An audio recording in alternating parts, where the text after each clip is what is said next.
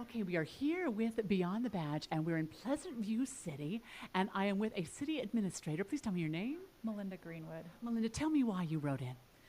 Well, one of the reasons why I wrote in is because this incident happened to be witnessed by a citizen. My husband, admittedly, but I got a text. I was out of town, but I got a text from my husband saying that he had just witnessed some of our officers saving a dog up in the canal area, and because he had kind of been a personal witness to it, it held just a bit of a different meaning.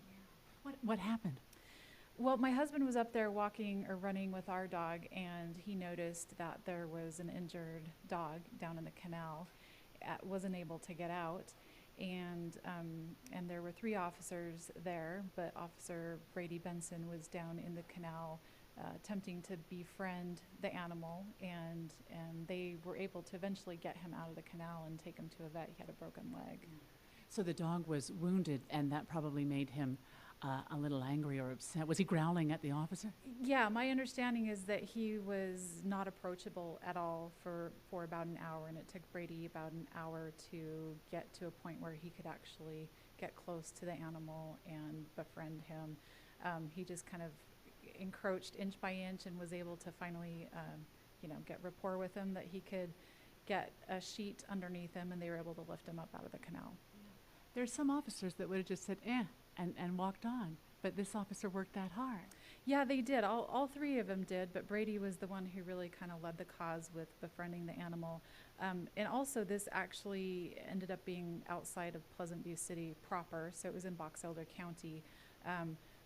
But there's nowhere else that you really could have accessed the canal from.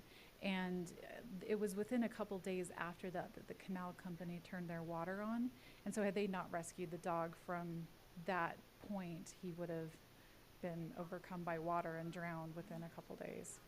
Were they able to find the owners of the dog?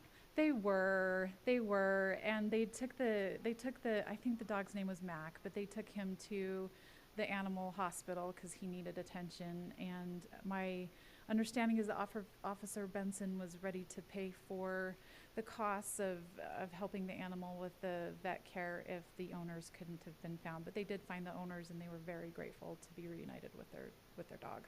I can only imagine.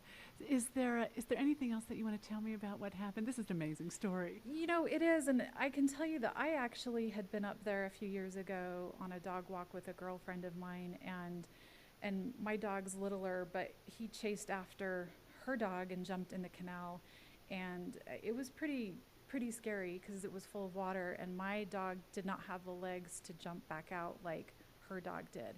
And it took us probably about 15 minutes of trying to find a spot where I could lay down and reach down to grab his collar and get him out. So I understand also on a personal level the dangers of that canal. And by the time we were able to get my dog out, his paws were all bloody from trying to scratch and claw his way out. So it's a really scary thing, and its timing was just great, and they were able to rescue this animal and reunite him with the family.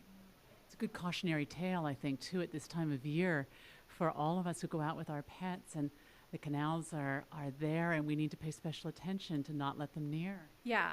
And my dog, typically isn't a water dog, but he just followed after the other, who was a golden lab, and jumped right in. And, so it's a scary thing, and also for children, but we're just very lucky and fortunate here in Pleasant View to have such wonderful officers and to be able to take that kind of care for an animal, and knowing that in the back of your mind that it's not just a dog, but it's somebody's dog. It's part of somebody's family. I understand that Officer Benson is not too pleased with you for nominating him. Is that right? No, he's one of our more quiet officers, and he just puts his head down, does a really good job. We never get complaints about him. He does really an excellent job, is always writing awesome reports, never have any problems with him, but he likes to kind of fly under the radar, so he wasn't real happy with me for nominating him. But in the end, it's just a great story, and I think everybody can appreciate a happy ending with a pet, and so I thought it was special enough to submit. Thank you for telling me about it. I want to meet him now, if you don't mind. Great. Okay. Let me have that microphone right over there, if you don't mind. Officer Benson, I understand that you did an extraordinary thing to save a dog's life. Will you tell me the story in your own words? Well, it was a Friday. My sergeant and me were inside the office talking. We had two Pine View guys come up, tell us there was a dog that was trapped in a canal. We both drove up there. When we got up there, we could tell the dog was upset. He had blood running out of his nose, and you could tell his leg was broken. So I got down about 20 feet away from him and got down in the canal. And Was he a big dog? yeah, he was a pretty good-sized dog. Yeah. We saw a picture of him, and I thought, that's a pretty good-sized dog. If he was growling at me, I might have been a little nervous to approach him. And like 3 months before this, I had just got bit by a dog at work, so I was a little nervous. Hang on. Yeah, that's okay. I mean, when I think about what you went through in that particular circumstance, I'm not sure if I would have had the courage to go down there. Didn't somebody else try before you? Yeah, the guys that work for Pine View, when they came over here and told us about the dog, they said that it was pretty aggressive and it wouldn't let them near him. So, so I got down in the canal about 20 feet away from it, and the dog was growling at me. So I just stood there, waited for it to stop growling, and then I just inched my way closer and closer. It took about an hour, and finally I got close enough to it.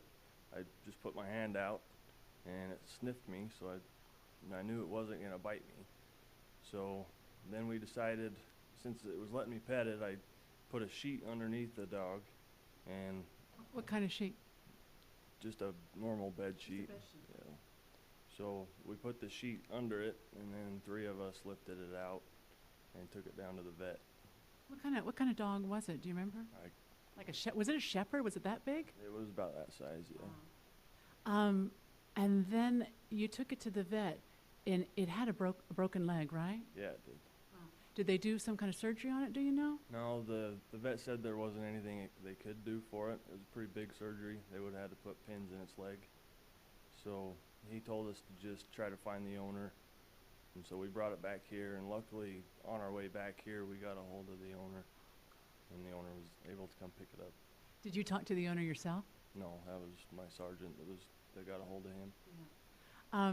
This was not like an average day for you, I would imagine, officer. Can you tell me what an average day for you, or is there no such thing? There's no such thing. Every call is different. Never know what you're gonna get. So. Yeah. May I ask you, if you don't mind, why you got into law enforcement in the first place? I just like helping people. My uncle was a cop. I always looked up to him, and it's like every other week he'd always try to convince me into going to the police academy, and finally just decided to do it. Yeah. Is that what you'd say you spend the majority of your time doing, is helping people in some way? Yeah, I think that's a big part of this job. When you see some of the publicity that's been negative about law enforcement, I imagine that that's been a difficult thing for you, because you know that you and your brethren spend all your time helping people. Would you agree? Yep, that's all we do is, people at their worst moments, they call for us to come help them, and we do what we can to help them. How big of a department do you have here? There's about 9 of us, including the chief and sergeant. Yeah. Pretty small department. Yeah. How does your family feel about you being a police officer?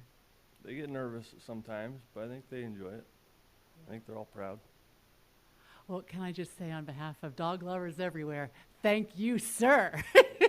Because we read that story, we just thought, if that had been our dog, how we would have so appreciated you taking that hour. Because you could have walked off and said, yeah, you know what, the canal company tried and they couldn't do it. If it was my dog, I'd want somebody like me down there to doing anything they can to help it. I think that was a Friday, and I think Sunday they turned the canal water on, so that dog would have been flushed down the canal. So we got him out. So thank you, officer. We appreciate you very much for not just that, but for all the work that you do on behalf of everybody, and not just in Pleasant View, but all around the state. You do such important work, and we appreciate you very much. Thank you. May I ask you to tell me just a little bit about the Pleasant View Police Department? We're a small department, north end of Weaver County. We have equivalent of 10 full-time police officers. Serve a community of about 10,000. Is it possible to say what the average day is like in the life of a police officer up here? I know generally, and I guess we're maybe no exception, I often hear police work is referred to as hours of boredom interrupted by moments of terror. And I know there's days that we experience that. But because it's a bedroom community, a lot of good citizens, we do have our problems like any community. But we do our traffic control, and we have our thefts and burglaries, and unfortunately our domestic problems, and a little of everything the big cities would have, but just not as often. Do your officers live in this community?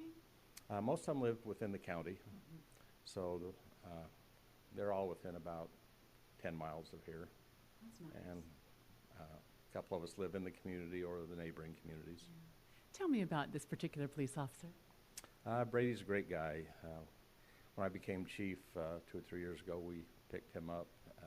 He had been with another department, and he had such a good reputation that I lured him away and got him here to do what he did so well for that department and do it for us. And he's just worked out so very well, and we're just more than proud of him. He's been here about 2 years, I believe, with Pleasant View. He seems like a very humble man. I think that's something he might have in common with police officers. Yeah, and most police officers are humble. But unfortunately, the bad guys will bring out the toughness in them. But at the end of the day, they're still husbands and fathers and community leaders and churchgoers and good people. And of course, Brady's no exception. He does an outstanding job. I think this is part of the reason that we wanted to do this program, Chief, is that we wanted people to see the wonderful qualities about the law enforcement officers, that they're not just the red light in the rearview mirror, that they are your neighbors and your husbands and fathers in your community. And every time I meet new officers, I'm reminded of that. Yeah, and it's funny, I've been in law enforcement long time. But yes, you see the softer side of officers on these type of calls. And every officer has that soft side. They have the ability to deal with the tough and rough. They have the ability to help the animals, the small children, participate in school and community activities. So they're very multitasked professional individuals. Yeah. Do you see the kind of thing that we're here to honor this officer for? Do you see this kind of thing on a regular basis? Probably more often than you think. I was talking to him just before he came in today, and he was saying, hey, you guys all do this kind of stuff. It's not just me. I've been there when you guys have done this or done that, some little animal or child or situation, and he's right. He did one that was very noteworthy, but if I look back at all the officers, I could pick 2 or 3 or 4 times that each officer has done something equally impressive. Well, we really want to say that we appreciate you, Chief, and we appreciate all the officers here in Pleasant View. Is there anything else that you want to share with us before I leave you alone? No, I think we're good. I just appreciate KSL taking the time to look at the other side of law enforcement, where nationwide we're getting such bad press because of situations. But even those officers in the big cities that are getting the bad press have this softer side. And I hope the public realizes that officers are good people, but they are put in horrific situations that they have to deal with now, and they will and can make mistakes. But those mistakes need to be dealt with the courts, the cities, not with the mob mentality that you see in some of these big cities. So we appreciate KSL taking the time to show this side of what I know to be law enforcement. Thank you, Chief, and it's our honor. Beyond the Badge on KSL.